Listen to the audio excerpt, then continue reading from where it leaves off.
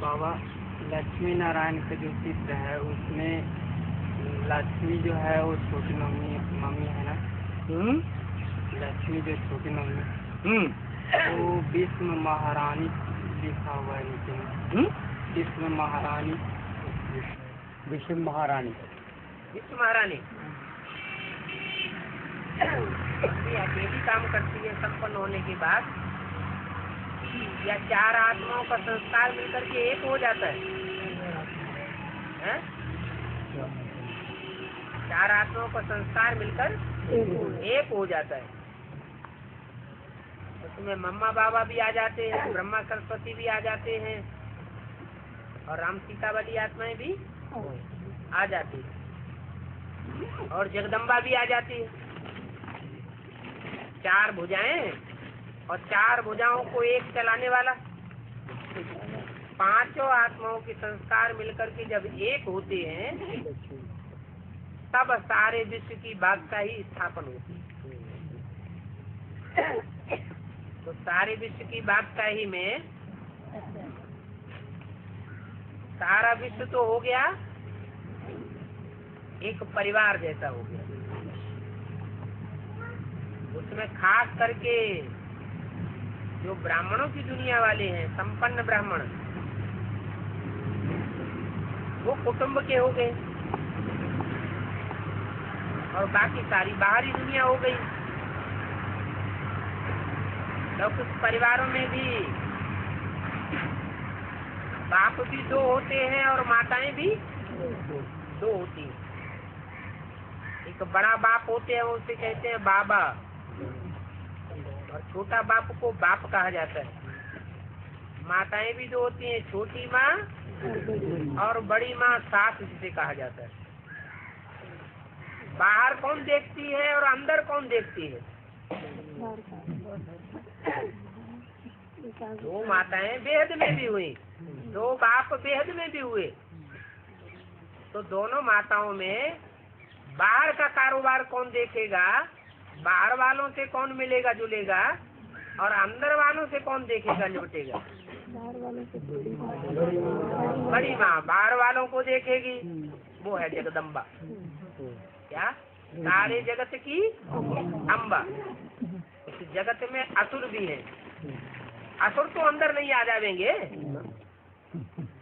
अंदर के कुटुंब में असुर होंगे क्या, या दूर दराज वाले होंगे?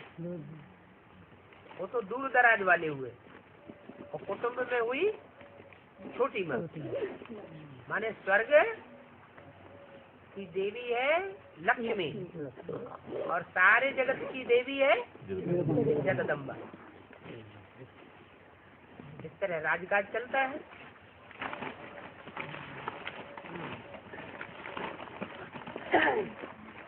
बाबा देहभान से कैसे जल्दी थी?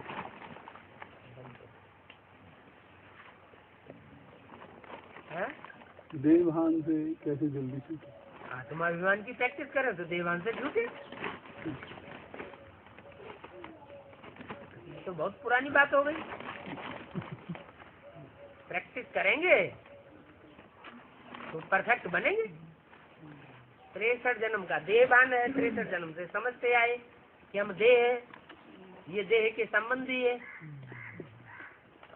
देह के संबंधियों का पक्षपात करना है, इनके लिए मर मिटते हैं। आत्मा को तो जानते ही नहीं। और अभी किसको जान लिया? अभी आत्मा को जान लिया। और आत्मा आत्मा की स्थिति में टिकने वाले जो बाप के बच्चे हैं, वो अब समझ गए कि हमारा परिवार ये है। क्या विनाश जब होगा तो कितने बचेंगे?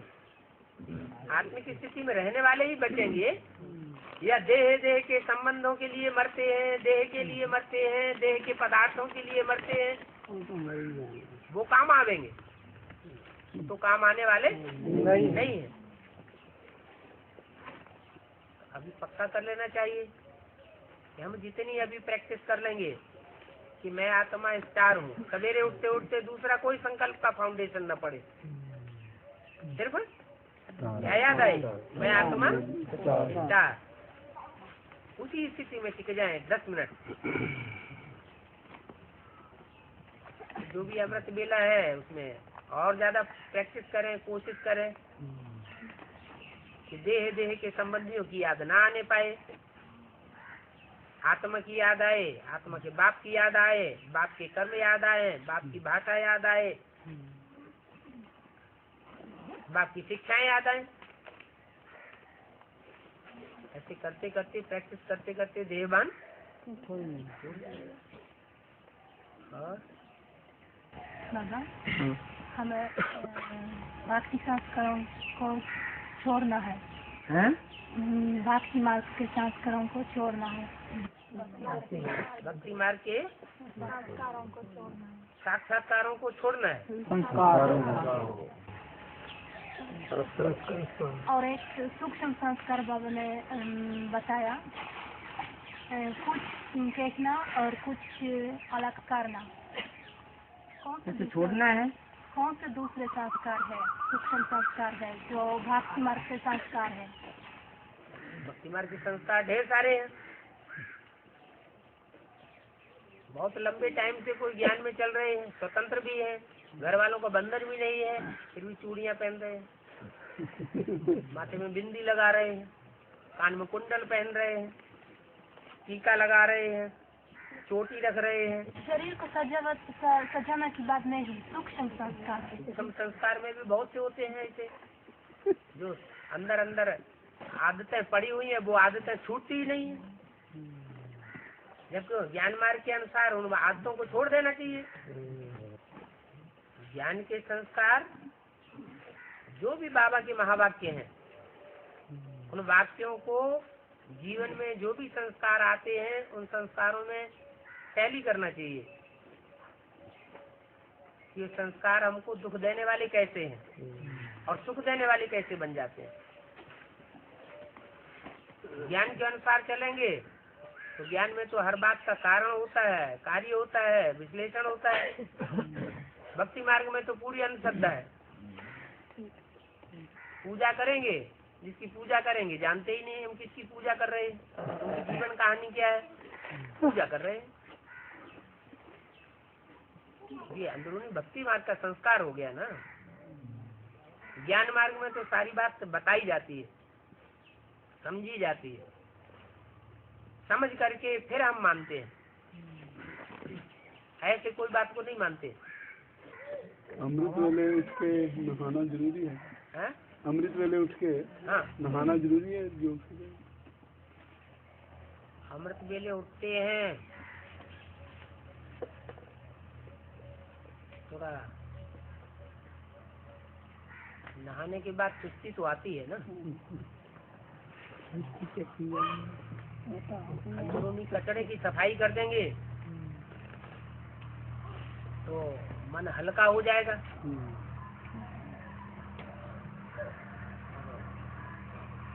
अंदर बाहर से स्वच्छ नहीं होंगे तो भारीपन बना रहेगा, वो भारीपन नींद भी ला सकता है। इसी बात में तो डायरेक्शन दिया है, अगर आप पवित्र होते हैं, दर्शन वगैरह जाते हैं, स्नान करना जरूरी है।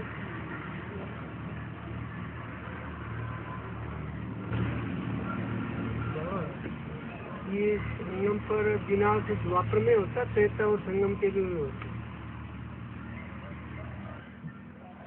त्रेता और द्वापर के संगम पर आधा विनाश होता है। आधा विनाश प्रकृति की मनुष्य आत्मा ही शरीर छोड़ते हैं, वहाँ शरीर छोड़ती है, यहाँ नित्य बुद्धि बनते हैं।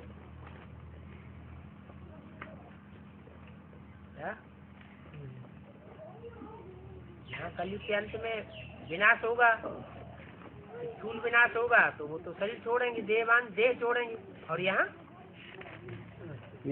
देहवान को छोड़ेंगे। जो देहवान नहीं छोड़ेंगे वो अनित्य बुद्धि में आ जाएंगे। देह अनित्य बुद्धि में आने का कारण क्या होगा? देहवान। ये पाकिस्तान को पवित्र स्थान कहते हैं। पाकिस्तान को पवित्र स्थान कहते हैं।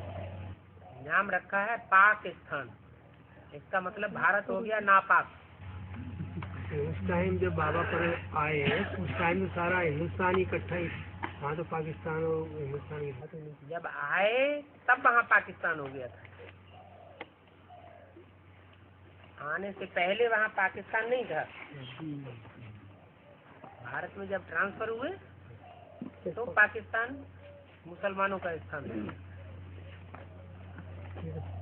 पाकिस्तान नाम इसलिए पड़ा कि मुसलमानों में तो नियम होता है, कानून होता है,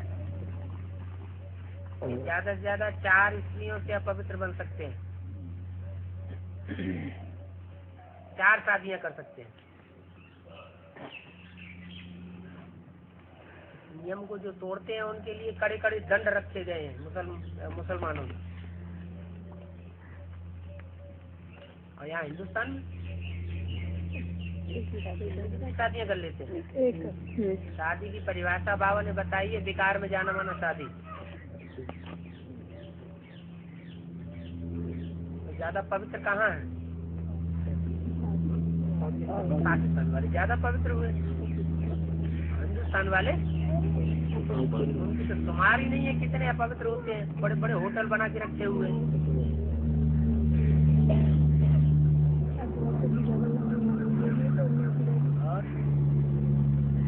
और जैसे हिंदुस्तान पाकिस्तान पहले से करते हैं और बाद में अलग हो गए, तो ये मुसलमान और हिंदुओं ने मिलकर के क्रिश्चियनों को निकाला है। पहले पाकिस्तान बनने से पहले जो भी हिंदू और मुसलमान थे उन्होंने मिलकर के क्रिश्चियन को बाहर निकाला। ये शूटिंग अपने संगम युग पर यहाँ भी क्रिश्चियन थे जो भेद डाल देते हैं हिंदू मुसलमानों का। जब भेद डालते हैं तो आपस में ही लड़ मरते हैं। पांडव तो लड़ते नहीं। जो यवन हैं और जो आर्य समाजी हैं वो आपस में लड़ते हैं। कांग्रेसियों का राज्य होता है। यवन मुसलमान होते हैं। बाबा जो संगम युगी कृष्ण का जो पार्ट है वो 98 से कहीं या 76 से ही मतलब संगम युगी कृष्ण का पार्ट शुरू होता है। एक होता है ज्ञान गर्भ, जैसे पीपल का पत्ता दिखाया गया है तो गर्भ काल दिखाया गया है। और एक होता है गर्भ से बाहर आना। तो जो चीज बाहर आ जाती है, संसार में जो बच्चा पैदा हो गया वो तो सब देखेंगे, कोई देखे कोई न देखे, सब समझेंगे। तो ऐसे ही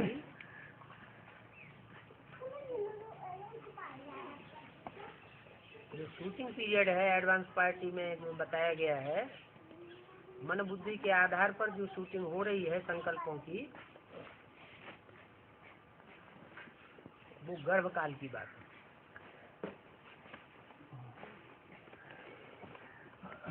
और 2018 में जो प्रत्यक्षता होगी वो सारे संसार में शोहरत हो जाएगी। ये संगम की कृष्ण है जिसके लिए बोला next to God is Krishna, next to God is Shankar, next to God is Prajapita, next to God is Narayan. वो अलग बात है। 2018 में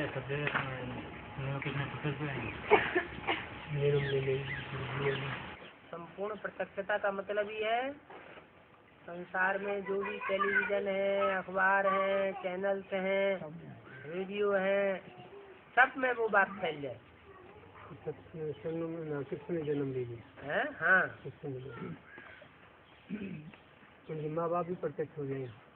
आ गया आ गया आ गया। बाबा ये बोला है कि 108 आत्माएं राज्य सत्ता और धर्म सत्ता को अपने हाथों में ले लेंगे। तो ये कबले ये कैसे दुनिया वालों से की बात है, ब्राह्मणों की बात? राज्य सत्ता और धर्म सत्ता तो भारत की दुनिया में भी है। 108 में ग्रुप कितने हैं? 9 ग्रुप। 9 ग्रुप। और ग्रह उपग्रह कितने हैं संसार दुनिया में? 9 9 ग्रह उपग्रह हैं। जब दुनिया का विनाश होता है तो 9 ग्रह आपस में टकराते हैं। बृहस्पति ग्रह जो है वो बहुत बड़ा है, तो टकरा के विनाश किसका होगा और बचत में कौन आ जाएगा? सुरक्षा किसकी बनी रहेगी? बृहस्पति की सुरक्षा बनी रहती है। बृहस्पति को देवताओं का गुरु बताते हैं, तो देवताओं की दुनिया स्थापन हो जाती है। और बाकी चंद्रवंशी, इस्लाम वंशी, बौद्धी वंशी, कृष्ण वंशी ये सब खलास।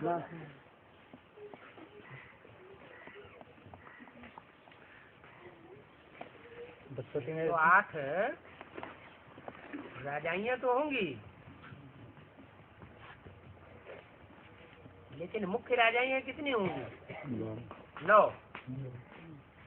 बाकी जो है वो सब उनके मातहत होंगे, सपोर्ट करने वाले होंगे। 11 जो बच्चे हर एक। हाँ जी। बाबा एक मुरली के अंदर बोला है, मतलब एक मुरली ने ये बात बोली है कि बाबा बाबा बोलना जो भक्ति मार्ग में है, और एक में बोला है कि बाबा बाबा 1000 बार बोलना। जो बात है अंदर की आवाज उसके पास पहुंचती है या बाहर की आवाज उसके पास पहुंचती है? दिल की आवाज ही तो दिलावर के पास पहुंचती है। तो बाबा ने तो बताया है, समझने वाले अपने तरीके से समझते हैं। सेवा करते हुए बोला बाबा, सेवा करते हुए बार बार बोलना चाहिए भी, बाबा ने ये बताया। सेवा तो मनसा से भी होती है और सेवा वाचा से भी होती है। ज्यादा पावरफुल सेवा कौन सी है? हाँ जी। जगदम्बा को बताया गया मंदोदरी बताया गया, और मंदोदरी के और ज्ञानी गणेश 5 सिर। और ज्ञानी गणेश्वर।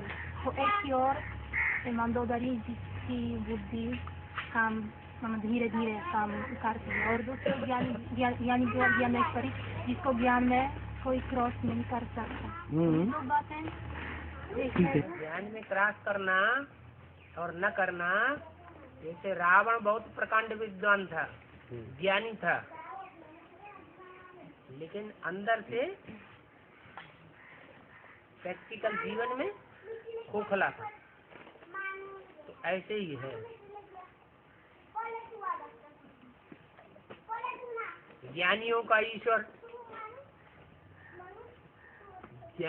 ईश्वर होता है।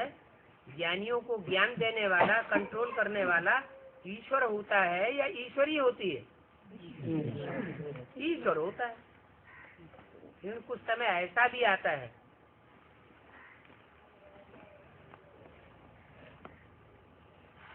जहाँ संसार में आवाज फैलाने के लिए,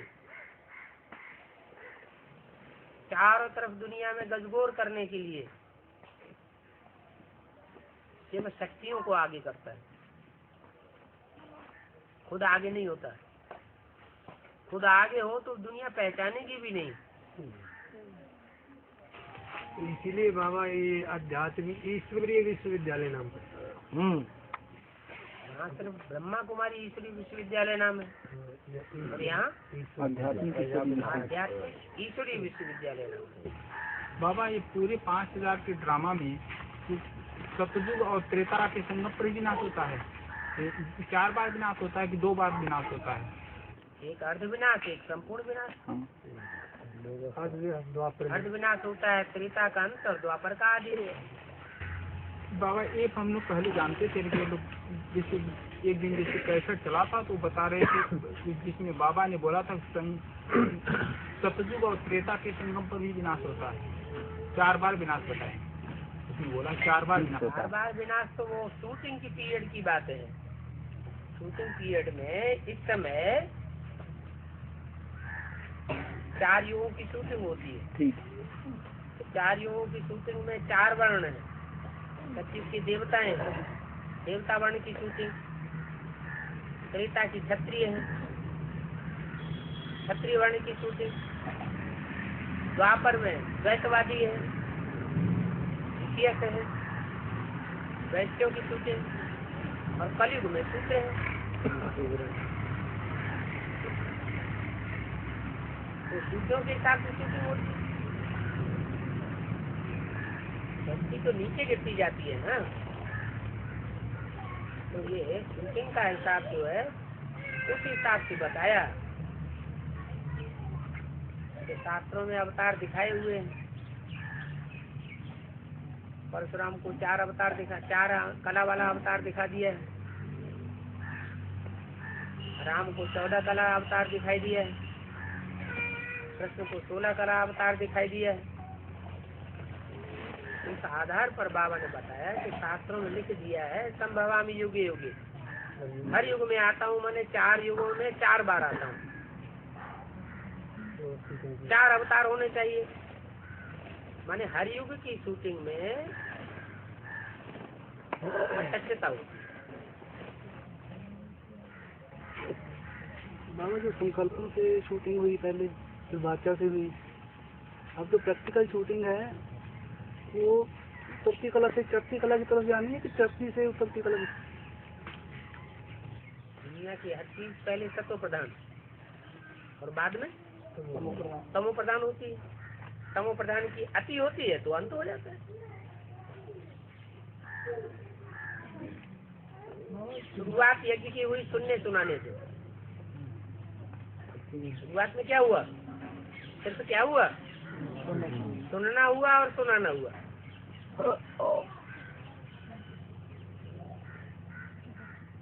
सुनने सुनाने के बाद फिर होता है समझना और समझाना। जो समझना और समझाना है वो संकल्पों की शूटिंग।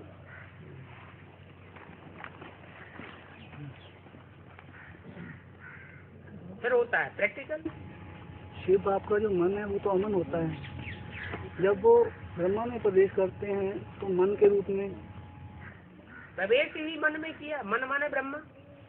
तो जब टीचर के रूप में प्रवेश करते हैं तो बुद्धि के रूप में ठीक है। वो कैसे दोनों में कैसे वो कैसे? हाँ, अंतर मतलब कैसे है? बुद्धि चलेगी तो समझ आएगी कि नहीं आएगी? मन चलेगा। मन को कंट्रोल करेगा। ब्रह्मा बाबा के द्वारा मन कंट्रोल नहीं। मन कहते हैं दिल को और बुद्धि कहते हैं तीसरे नेत्र को। ज्यादा पावरफुल क्या है? बुद्धि। बुद्धि पावरफुल है। दोनों में स्थान किसका कहाँ है?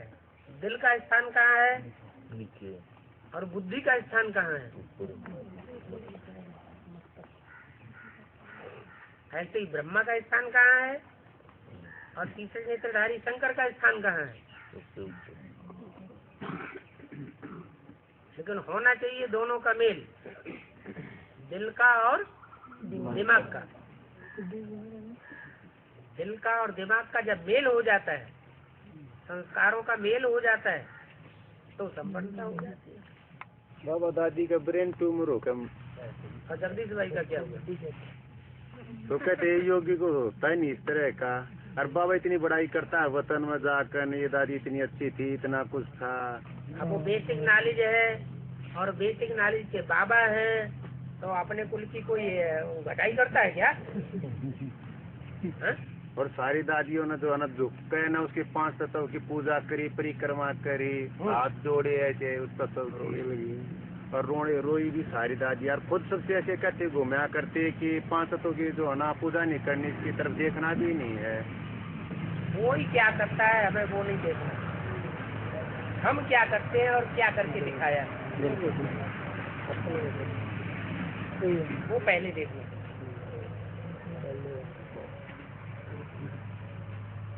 एडवांस पार्टी ने कोई तीर मार के दिखाए। संदेश ब्रह्मा बाप का भी जिक्र आया कहीं। ब्रह्मा बाप। अब दादी भी ब्रह्मा जो है दादा लेखराज ब्रह्मा, उसको बाप का टाइटल नहीं मिलता है क्या? प्रजापिता ब्रह्मा नहीं कहा गया? ब्रह्मा कुमारी जो उसको ही बाप मानती, ब्रह्मा बाप। तो फिर तो प्रजापिता ब्रह्मा टाइटल तो मिल गया। टाइटल धारी जो होता है वो ओरिजिनल नहीं होता। बाबा दादी भी वक्त में वाणी चला करेगी, अभी करे ना वक्त में फिर दादी भी आ करेगी ऐसी। तो क्या होगा क्या नहीं होगा वो अनुमान क्यों लगाना? जो होगा तो ड्रामा देखेंगे। अब तक टीवी टावी पर काफी देखते हैं सुनते हैं, जितने ये रामदेव जो है ना, जितना धर्म की नेताओं की जितनी क्रिटिसाइज कोर्ट बैठाने लगी, तो ये भी कोई उच्च देवता कुल की आत्मा उसकी इतना विरोधाभास करना सरकार के साथ, इतनी क्रिटिसाइज। देवता धर्म की आत्माएं जो है वो कलयुग के अंतिम जन्म तक भी आती रहती है। बड़ा भारी विरोध की। जो भी अंतिम जन्म की आत्माएं होंगी वो भी अपना करिश्मा दिखाएंगी। ऐसे ही नहीं प्रसिद्धि हो जाती है, तब प्रधान आत्मा प्रसिद्धि को नहीं प्राप्त कर सकती। इतना विरोधाभास है सरकार का भी, दूसरे डॉक्टरों का भी, मेडिसिन वालों का। जीसस में क्राइस्ट ने प्रवेश किया तो विरोधाभास नहीं हुआ क्या? इसमें कोई सोल प्रवेश होती है। हाँ, जो भी ऊपर से आत्माएं नई आती हैं वो प्रवेश करती हैं कमजोर आत्मा। और इसमें अपने ज्ञान की बातें भी बताते हैं, जो अपने एडवांस की नॉलेज है ना, वो भी बातें बताती हैं, पवित्रता के बारे में भी और उसके बारे में भी सारी जो है ना क्लियर बात करनी चाहिए। तो देवता धर्म की आत्मा होगी तो देवता धर्म की ही बात करेगी ना। आज की कौरव कांग्रेस गवर्नमेंट का तो विरोध ही करेगी। बाबा जैसे विनाश काल जैसे 9 लाख आत्माएं जैसे चमक मारेंगे, तो रियल में तो 4.5 लाख ही आत्माएं हो रही हैं, जिनका अपना सकार में बाजी। चमक जो है वो चमक से क्या समझते हैं? ज्ञान की चमक। तो ज्ञान की चमक में मारने वाली एक व्यक्ति के अंदर 2 आत्माएं होंगी विशेष, या एक ही आत्मा होगी? 2 आत्माएं। 2 आत्माएं होंगी ना। जैसे एक जन्म लेने वाला, जैसे शंकर का पार्ट है उसमें ज्ञान चंद्रमा भी है और तीसरा नेत्र ज्ञान सूर्य भी है। तो सूर्य अपनी चमक मारेगा और चंद्रमा अपनी चमक मारेगा। चमक का फर्क तो समझ में आएगा ना। तो ऐसे ही व्यक्तित्व जो है वो 4.5 लाख होंगे। पर्सनालिटी 4.5 लाख। बाबा प्रवेश होने वाली आत्माएं 4.5 लाख। बाबा 2037 तक इस सृष्टि पर 9 लाख आत्माएं जैसे टोटल जैसे जन्म लेकर तैयार हो जाएंगे। जन्म लेकर जैसे कृष्ण जैसे बच्चे जैसे जन्म तो लेंगे, जैसे कृष्ण का जन्म होगा तो अकेला तो नहीं होगा। जैसे जो कृष्ण शास्त्रों में गाया हुआ है और जो कृष्ण भक्तों की बुद्धि में बैठा हुआ है उसमें अंतर क्या है? संगम में कृष्ण की बात। शास्त्रों में जो कृष्ण गाया हुआ है वही भक्तों की बुद्धि में बैठा हुआ है। और बाबा जिस कृष्ण की बात करते हैं वो सतयुग की बात करते हैं क्या? सतयुग की कोई हिस्ट्री है? संगम युग की हिस्ट्री है शास्त्रों में। तो जो भी शास्त्रों में हिस्ट्री है वो उस कृष्ण की है जिसके साथ कंसी, जरासंधी, शिशुपाल विरोधी के रूप में खड़े हुए थे। सतयुग में तो जो कृष्ण पैदा होगा उसका कोई विरोधी होगा ही नहीं।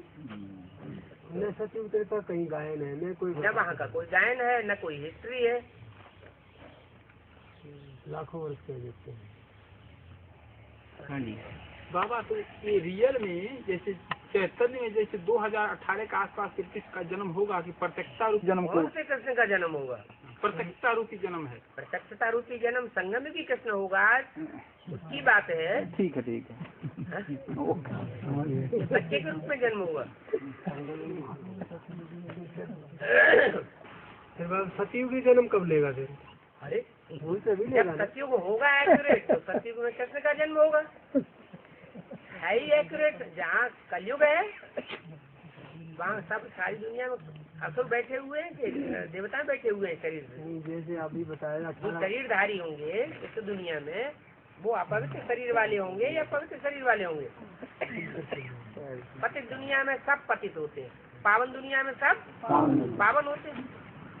तो ये 5 तत्वों वाली दुनिया जो है 2036 तक प्रकृति जो है तमो प्रधान अति अति तमो प्रधान बनती जाएगी या बीच में सतो प्रधान भी बनेगी?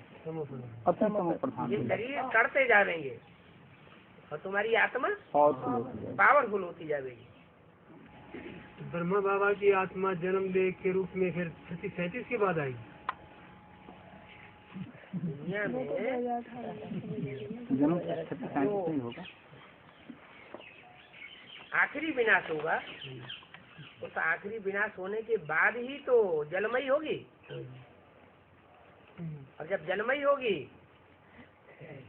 तो पृथ्वी का वायुमंडल ठंडा भी होगा, मूसलाधार बरसात भी होगी। मूसलाधार बरसात होने से वायुमंडल ठंडा हो जाएगा, इतना ठंडा होगा कि बर्फ ही बर्फ चारों तरफ। उस बर्फ में कुछ विशेष आत्माएं होंगी जो शरीर से जिंदा रहेंगे। बाबा वो कहाँ रहे? जलमय हो जाएगी, कहीं जगह तो होगी जहाँ बर्फ तो होगी, बर्फ के ऊपर ही रहेंगी। ऊपर थोड़ा ही, बर्फ के अंदर। तो सारे ही बर्फ के अंदर दब जाएंगे। बर्फ के अंदर होगा ना, बर्फ के बाहर भी आएंगे, नहीं तो शरीर सुरक्षित कैसे रहेंगे? इसमें बाबा सारी आत्माओं का होगा XYZ, जैसे जो बीज रूप आत्माएं जैसे बचेंगे तो कोई ऐसा 8-10 ऐसा भी होगी जिनका बर्फ में न दबना पड़े, कुछ जैसे सूर्यवंशी हैं जो उनको न दबना पड़ेगा। मतलब ये है कि तक्षण प्रकृति ऐसा रूप धारण करे पृथ्वी पर कहीं जहाँ वो उन 8 आत्माओं को 1 सेकंड के लिए परम धाम जाने की स्टेज हो और नीचे आते आते वो बर्फ हट जाए। जो बाबा जितना जो पावरफुल आत्मा जैसे होगा वो उतना जल्दी जैसे बर्फ से जैसे बाहर आ जाएगा, और जो कमजोर आत्मा होगा जितना कमजोर होगा उतना देर से बाहर आएगा। परम धाम का भी ऐसा ही नहीं, परम धाम से जो कमजोर आत्मा है, जो आत्माएं ज्यादा पावरफुल होंगी वो जल्दी नीचे उतरेंगी, और जो कमजोर आत्माएं होंगी वो बाद में नीचे आएंगी। धीरे धीरे फिर एक जगह इकट्ठी होती जाएगी। 4.5 लाख आत्मा बर्फ के नीचे दबी। 4.5 लाख हाँ बर्फ के नीचे दबी। ठीक है, आत्माएं नहीं है, शरीरधारी। बाबा तीर तो मारना था है, पर वो तीर लगता नहीं एडवांस में, क्या बात हो रही है?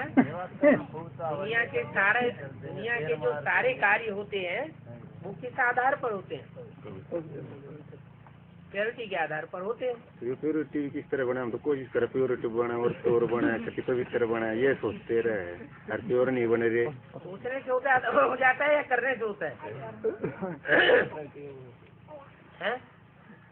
कोई सोचता रहे तो सोचने से हो जाएगा? न सोचने से होगा, न मुंह से बोलने से होगा, करने से होगा। दिल पर हाथ रख करके देखना हम करते कितना है। प्रैक्टिस तो पूरी करे है, प्रैक्टिस करे है।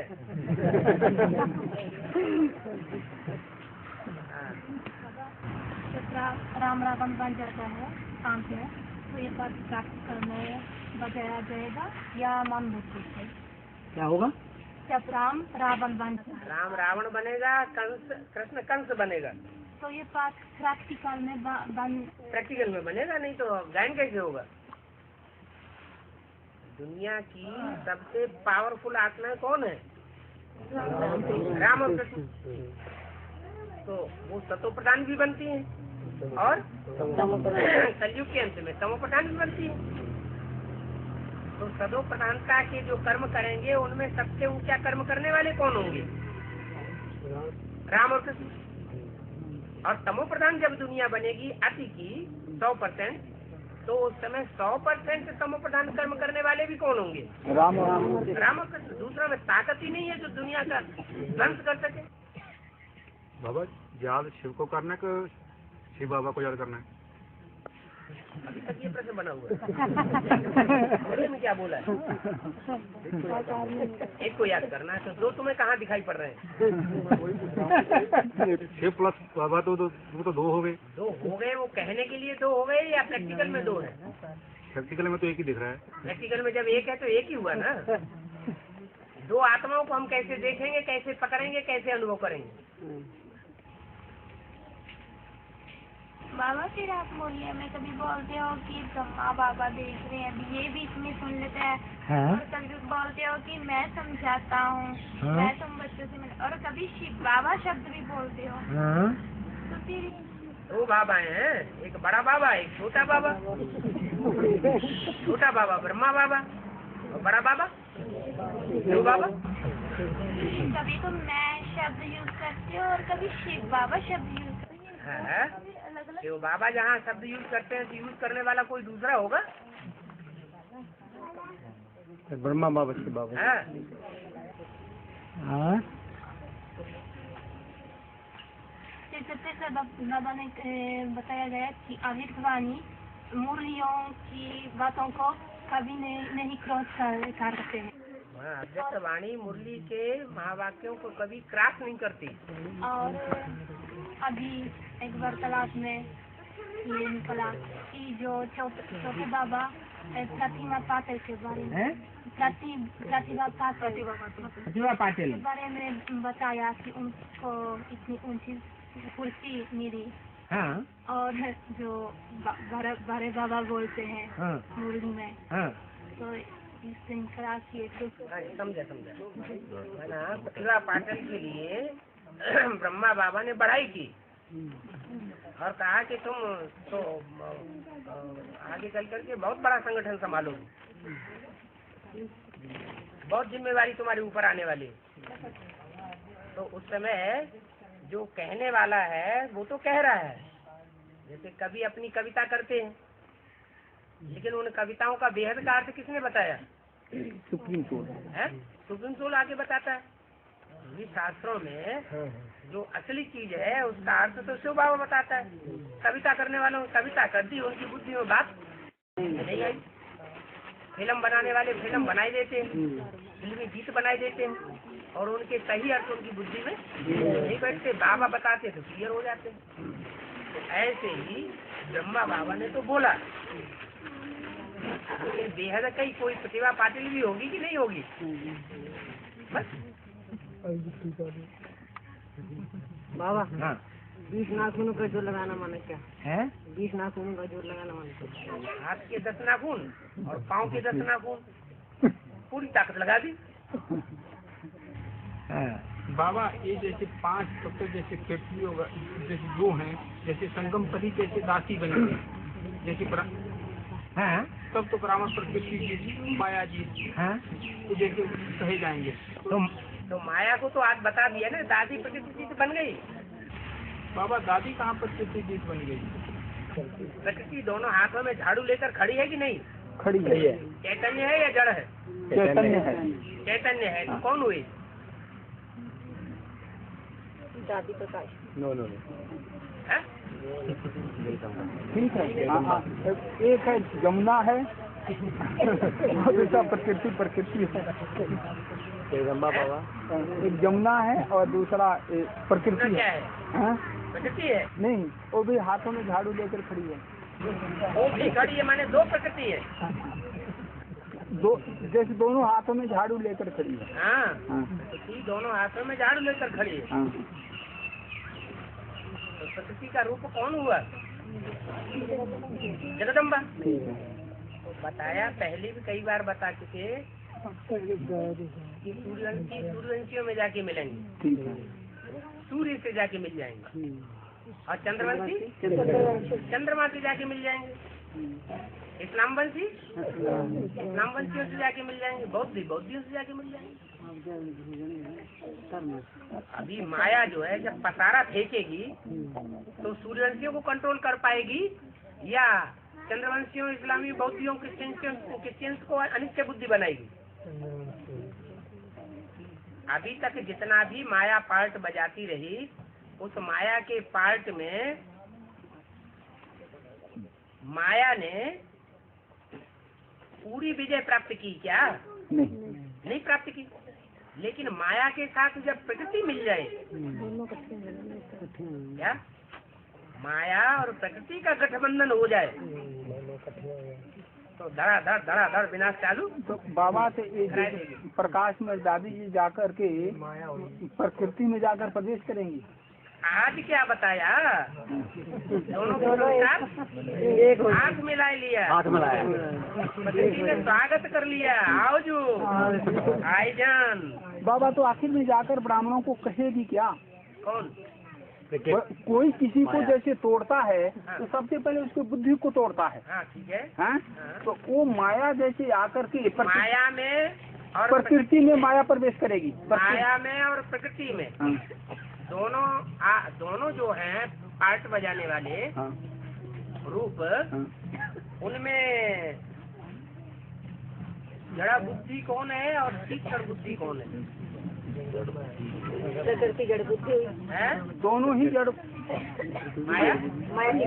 माया तीक्ष्ण बुद्धि है और जगदम्बा जड़ा बुद्धि। इसका प्रूफ बाबा ने मुरली में दिया, मेरे साथ रहने वाले बच्चे मेरे को नहीं पहचान पाते। तो जगदम्बा से ज्यादा साथ किसने निभाया होगा? कोई आत्मा नहीं। मिलन मेला मनाने में जगदम्बा से ज्यादा आगे कौन जा सकता है? कोई जा सकता है? नहीं जा सकता। तो ज्यादा संग तो वो रही, फिर भी बाप को पहचानती नहीं, तो जड़ बुद्धि। तो जड़ बुद्धि है माया, वो जगदम्बा प्रकृति, और तीक्ष्ण बुद्धि है तीक्ष्ण बुद्धि है माया। दोनों का मेल हो गया, प्रकृति ने स्वागत कर लिया है। अब तो क्या होगा?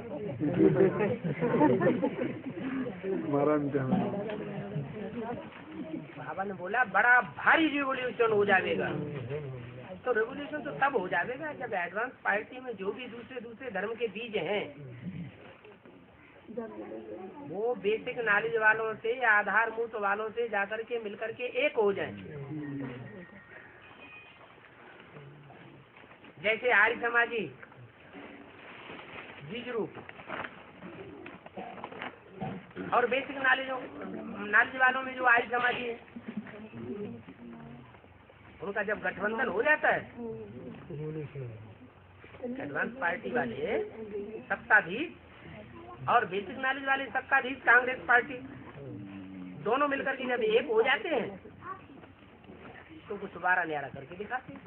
बाबा 98 से पहले एडवांस पार्टी का 76 से लेकर के 98 तक एडवांस आधार मूट वालों ने कुछ भी नहीं बिगाड़ पाया। कुछ बिगाड़ा क्या? कुछ भी नहीं बिगाड़ पाया। कब बिगाड़ा? जब एडवांस वाले जाकर के उनसे मिल गए, उन्होंने हाथ मिला लिया। बाबा इसके बाद से एक बार जैसे युद्ध होगा और युद्ध में वो लोग जैसे नाक जैसे झुकाएंगे, शायद जैसे सर झुकाएंगे, उसके बाद से जो सूक्ष्म में जो प्रकृति है, जो प्रकृति के जो 5 तत्व हैं, फिर वो सहयोगी बनेंगे। उस टाइम जैसे माया जीत, प्रकृति जीत, कर्म इंद्रियां जीत, उस टाइम से अभी तो माया को प्रकृति जीत बताया। माया ने प्रकृति के ऊपर जीत पहन ली, माया प्रकृति जीत बन गई। ठीक है। उल्टा कर्म करने के लिए सीधा कर्म करे। हाँ, सीधा कर्म माया जीत बनते हैं उल्टा कर्म करने के लिए, कई बनते हैं सीधा कर्म करने के लिए। मुरलियों में काटिंग वैदिक ज्ञान में मुरलियों का काटिंग एडिंग कई सालों से चल होता है। कटिंग और एडिशन होना चाहिए। तो शूटिंग होती है तो यहाँ मुरलियों में से कटिंग नहीं होती है महावाक्यों की? होती है, होती है। वो शूटिंग होगी। एडवांस पार्टी में भी जो भी क्लैरिफिकेशंस निकलते हैं, कैसेट्स आती हैं, तो कैसेट्स में क्या टूट नहीं हुई है? कैसेट रिकॉर्डिंग करते समय हेड ऑफिस में जो भी रिकॉर्ड करने के निमित्त बने हुए हैं उन्होंने कोई दूसरी कैसेट लगा दी, गलत खुट्टा दबा दिया, यहाँ दबाना था वहाँ नहीं दबाया, वो चीज उड़ जाएगी कि नहीं उड़ जाएगी? उड़ जाएगी। नहीं, ये जानबूझकर नहीं, जब उड़ गया तो उन्होंने उसमें दूसरा ऐड कर दिया, कहीं बाबा को पता कोई शिकायत न कर दे। बाबा कोई गलती से कोई काम करे और कोई जानबूझ के गलती करे तभी तो शूटिंग होगा। जानबूझ के गलती की उसका ज्यादा सजा, लेकिन बगैर जाने अनजाने में गलती की फिर उसको छुपा लिया तो सजा नहीं है। हाँ तो सजा है, वो भी तो गलती है। बाबा जैसे संगम युग पर ब्राह्मणों के ज्यादा से ज्यादा 2 या 3 जन्म होते हैं, ठीक है। हाँ, और 84 जन्मों में हमारे इर्द गिर्द कितने लोग आते हैं संपर्क में, तो उनकी शूटिंग जहाँ कैसे होती है, क्या वो हमारे इर्द गिर्द ही होते हैं? इर्द गिर्द नहीं होते हैं, संकल्पों में आते हैं, इर्द गिर्द न भी हो तो बाबा फिर हमें महसूस तक क्यों नहीं होती? वो संकल्पों में आते नहीं है, देहधारी याद नहीं आते। नहीं, जो बीत गया समय वो हमारे को कैसे याद आएगा? जो बीता हुआ समय वही तो याद आता है, और क्या याद आता है? और क्या भविष्य के याद आएंगे? ये जो जिनके साथ अब हमारा संबंध ही नहीं है तो वो कैसे याद आते हैं हमारे को? बाबा ने कहा एक शिव बाबा को याद करना है।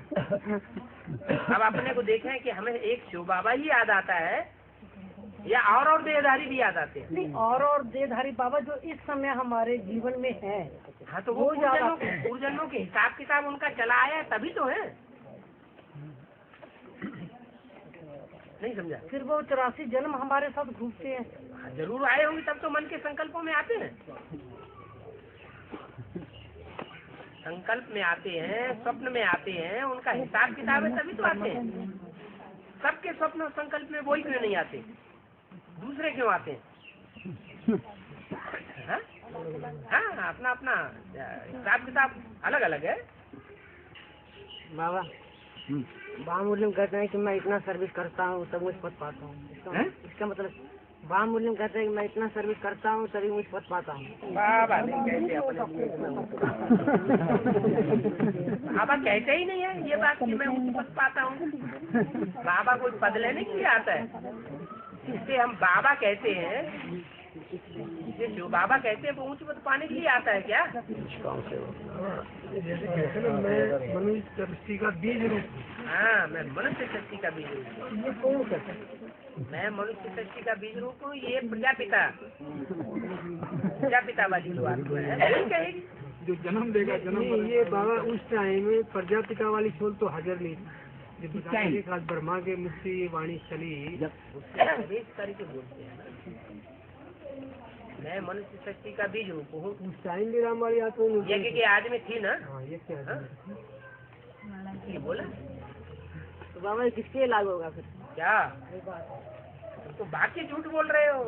कहने वाला ये कहता है कि मैं उस पर पाता हूँ। कोई अपनी बड़ाई अपने आप करता है, अपनी बड़ाई अपने का आप करता है। वो घटिया किस्म का आदमी होता है या बढ़िया किस्म का होता है? बाबा तो ये जो प्रकृति और माया जाकर किसी ब्राह्मण से वो रियल में कहेंगे क्या कि वो जैसे टूट जाएगा? क्या बात कहेंगे, क्या सुनाएंगे कि वो ब्राह्मण टूट जाएगा?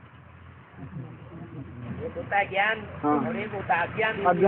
एक होता है ज्ञान, हाँ। एक होती है ग्लानि। हाँ। ग्लानि सुनाई अभी ब्रह्मा कुमारी क्या सुनाती है? नहीं, अगर ग्लानि सुनाती है। वो कोई पहले से ही तैयार हो जाए कि चाहे कितनी भी गलानी कर लें, हाँ? कोई ब्राह्मण पहले से ही तैयार हो जाए, हो जाओ तैयार। कुछ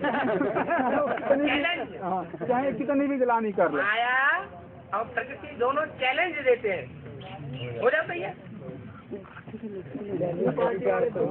आपने कितने कुछ तो पार्टी वाले कुछ नहीं कर पाए, ठंडे हो गए।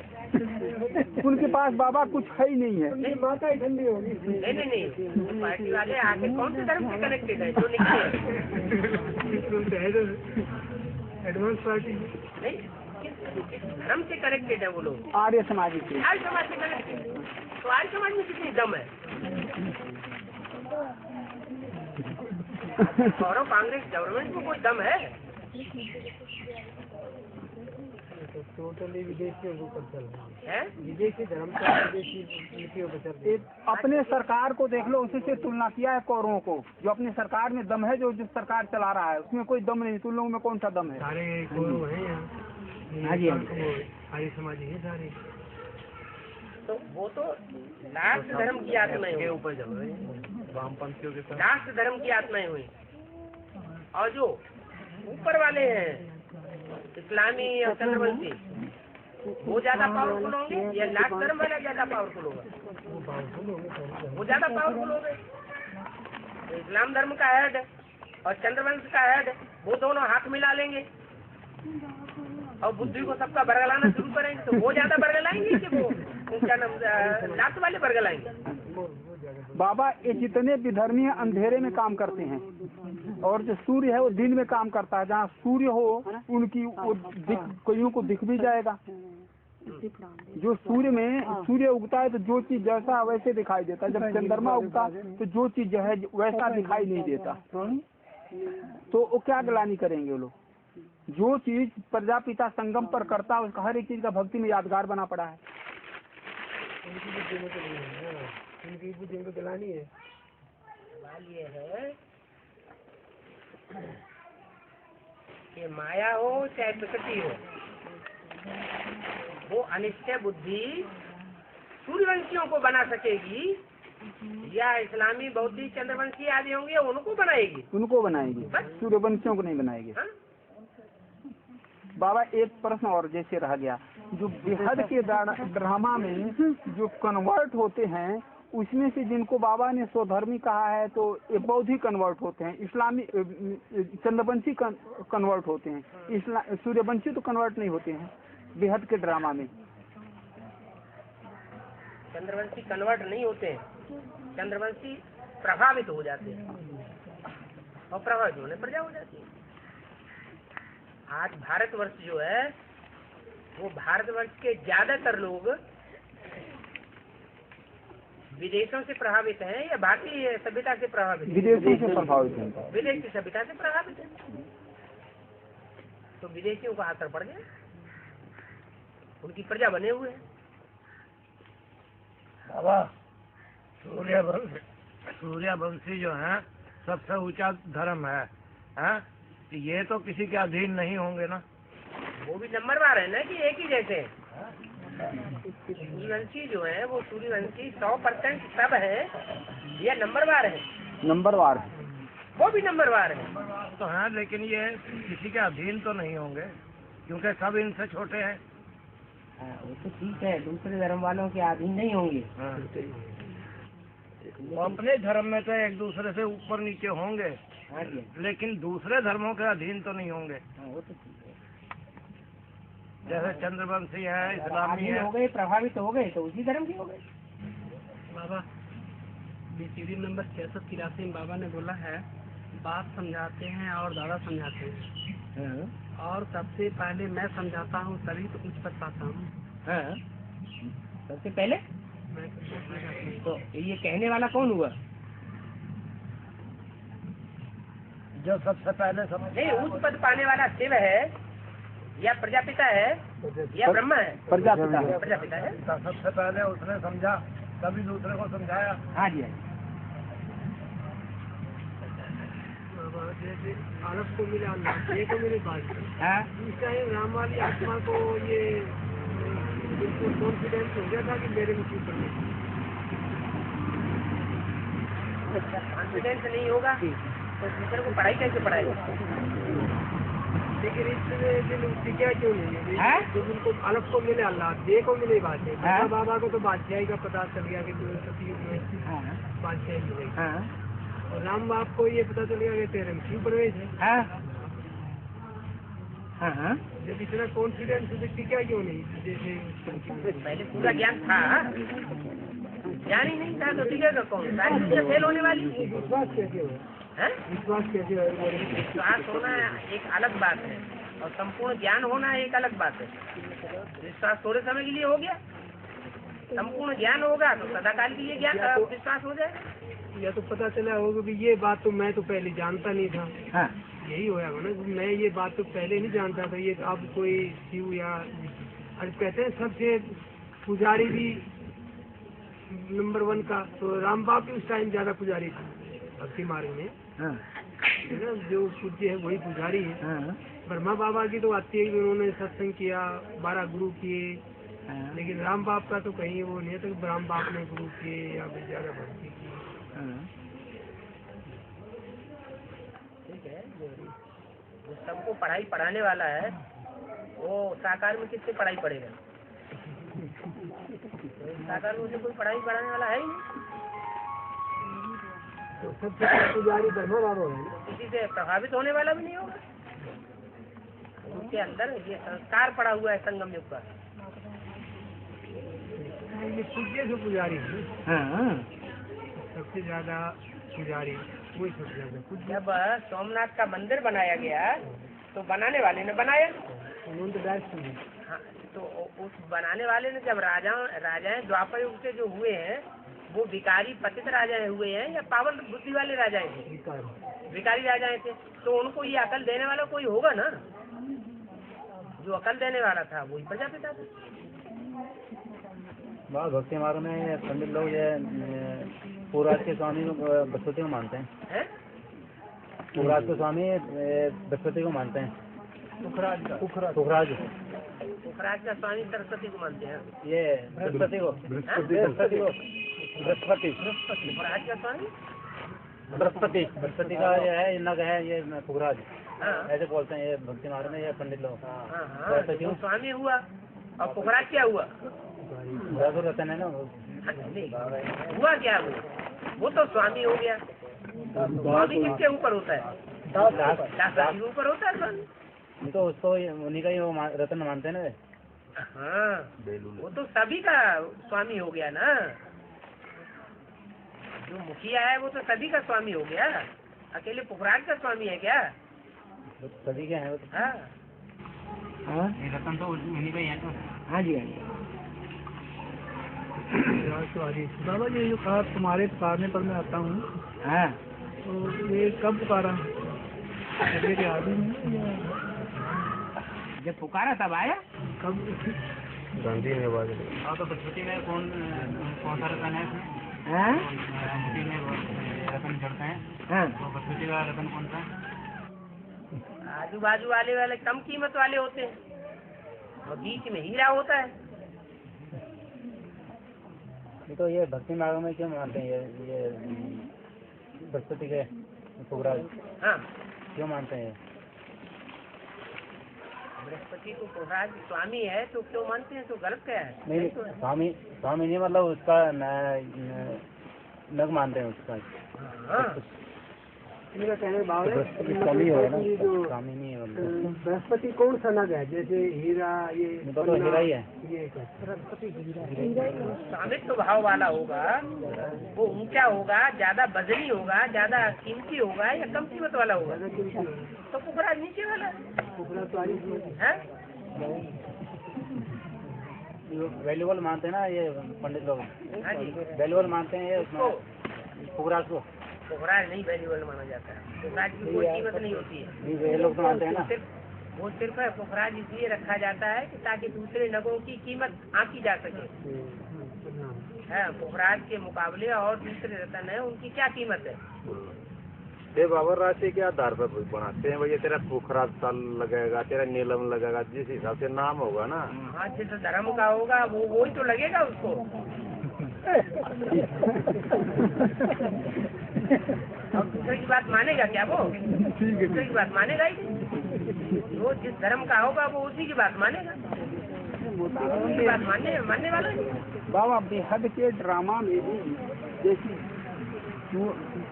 सोना जादू वगैरह जो कुछ लगता है वो मुसलमानी धर्म की आत्माओं को लगता है, सूर्यवंशियों को नहीं लगता होगा।